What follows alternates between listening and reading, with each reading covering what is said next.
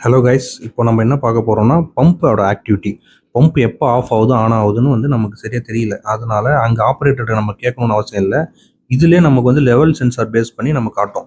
So same தான். அதே மாதிரி டேட் ரேஞ்சை செலக்ட் பண்ணுறோம். எந்த டேட்லேருந்து எப்போ வேணுன்றதை செலக்ட் பண்ணிக்கோங்க. அப்ளை கொடுங்க. எந்த ஏரியா ஏரியா 6ஓ 7ஓ 6 கொடுத்துட்டு எந்த டெப்போ அந்த சில கொடுத்துட்டிங்கன்னா கென்னடி ஸ்கொயர்னு ஒரு ஏரியாவை நம்ம செக் பண்ணுறோம். செக் பண்ணிட்டு கீழே ஜென்ரேட்னு கொடுத்தீங்கன்னா அதோட ரிப்போர்ட் ஜென்ரேட் ஆகும்.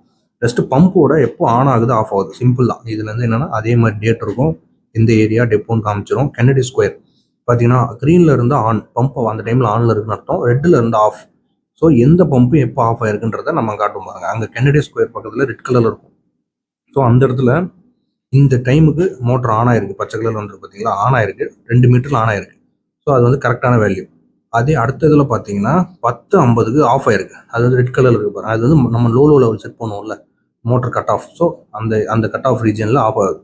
ஸோ இதுதான் நம்மளுக்கு காமிக்கும் எப்போ ஆன் ஆகுது ஆஃப் ஆகுது. நம்ம அக்யூரேட்டாக அதில் பார்க்க முடியும்.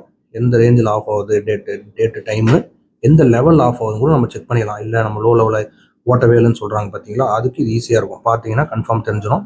ஸோ இதே ரிப்போர்ட்டை நம்ம எடுத்து காட்டலாம். ஸோ அதுக்கும் சேம் ப்ரொசீஜர் தான். டவுன்லோட் பண்ணிக்கலாம். டவுன்லோட் பிடிஎஃப் கொடுத்துட்டு நீங்கள் டவுன்லோட் பண்ணிக்கலாம். ஸோ இதுதான். இதுலேயே 3 பம்புக்கான எத்தனை பம்பு இருக்கோ நம்ம எவ்வளோ செட் பண்ணியிருக்கோமோ அதுக்கான ஃபுல் பர்ஃபார்மன்ஸ் வந்துடும். ஒரே நேரத்தில் 2 ஓடினாலும் சரி, 3 ஓடினாலும் சரி, எதுவாக இருந்தாலும் ஆன் ஆஃப்ன்றத ரிலேட்டட் டேட்டா வந்துடும். தேங்க்யூ.